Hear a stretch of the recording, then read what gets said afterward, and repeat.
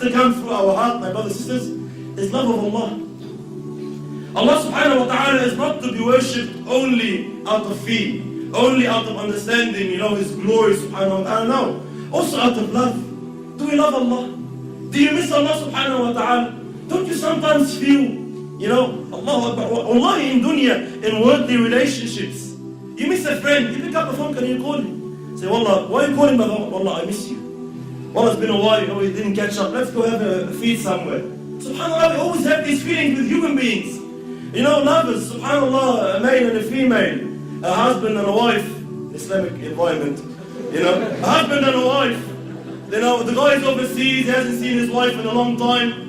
He picks up the phone and with no exaggeration, he is really enjoying the phone call. He doesn't want the time to end, theoretically speaking. Yeah, he doesn't want the phone call. The wife more, usually, she really is enjoying the phone call. Please, call me again. We are enjoying the discussion. Why is it with Allah we don't have these feelings? Muhammad sallallahu alayhi wa sallam used to say, Arihna biha ya Bilal. Tell Bilal, call adhan, let us stress. We're tired of this garbage. We're tired of this dunya. Buying, selling, market, wife, kids, husband, all this, the trouble. Rasulullah wanted to be with Allah. He missed Allah. He loved Allah subhanahu wa ta'ala. The Sahaba learned from him. They said this on sallallahu alayhi wa sallam. The story of Abdullah ibn Amr, radiallahu ta'ala anhu, a young man, like many of the youth here, mashallah. A young man, in narrations, the difference between Abdullah ibn Amr's age and his father, Amr ibn al-As, was around 11 years. I know it sounds weird, but this was the tradition then. So Amr ibn al-As, his father, had his son when he was 11 years old. Abdullah ibn Amr. So they were like father and son, but there was only like an 11-year gap between them. So very, very, very close to one another. So Abdullah ibn Amr radiallahu anhu was a abid. He was a worshipper of Allah. No mucking around, no joking, fasting every day, tahajjud every night, all night. Fasting in the morning, Allahu Akbar.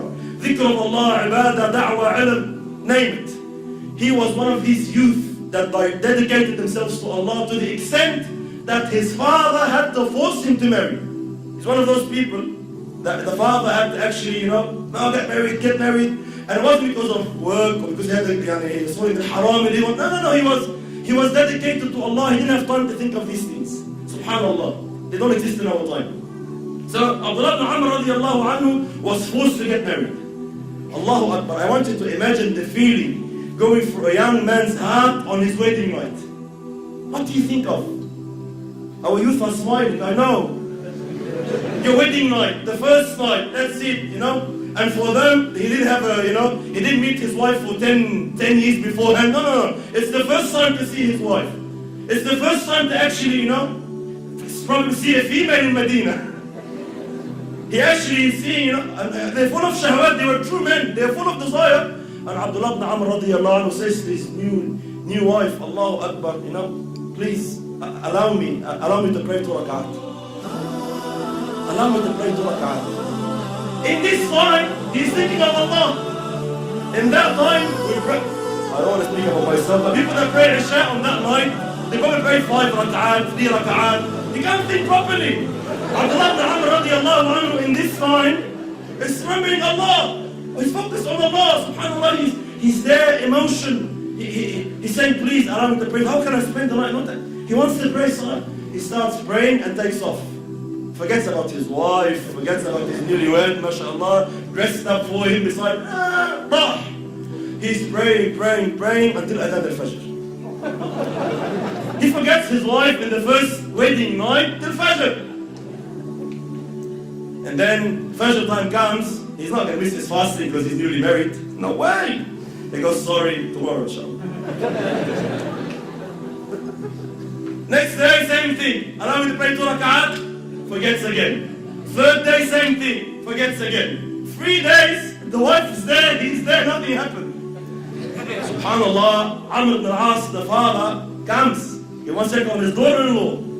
He goes, mashallah, how's my son? Give Abdullah my. She goes, wallahi, ni'ma zawj. What a man you've brought up, Allahu Akbar. لم يفتش لنا كنفا ولم يطأ لنا فراشا. I don't know, better. I'm still in bed waiting, nothing happened. So Abdullah ibn Amr ibn al-As grabs grabs his son from his, he grabs it from his abaya and takes him to Muhammad and says, deal with this guy, I can't deal with him.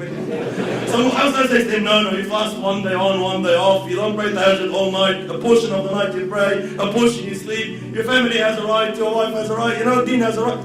He gives him the balance. But look at them, forget about the story. The man forgot his wife because of salat. Have you ever forgot anything because of salat? Anything. Anything in your life. Did you forget anything in your life because of salat? We forget salat, yes. I mean salat, I don't know, ruku, sujood, 1 rak'ah, 2 rak'ah, yes. But did you ever forget something because of salat? Very, very rare. So my brothers and sisters, it's all about this love. If I love Allah, it's an opportunity. Allah is speaking to me. I'm talking to Allah subhanahu wa ta'ala. Take it, grasp it. How much time is left? Huh? No, Allahu Akbar. So subhanallah, it's these feelings, they have to go through your heart.